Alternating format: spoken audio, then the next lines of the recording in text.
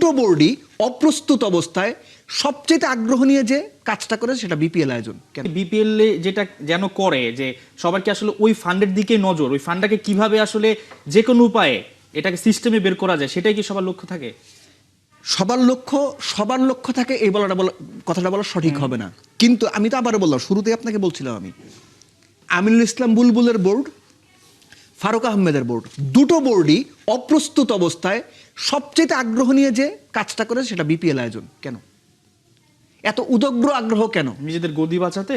গদি বাঁচাতে না, এই বিপিএল করলে বিভিন্ন পক্ষের বিভিন্ন রকম পারপাস সার্ভ করা যায়।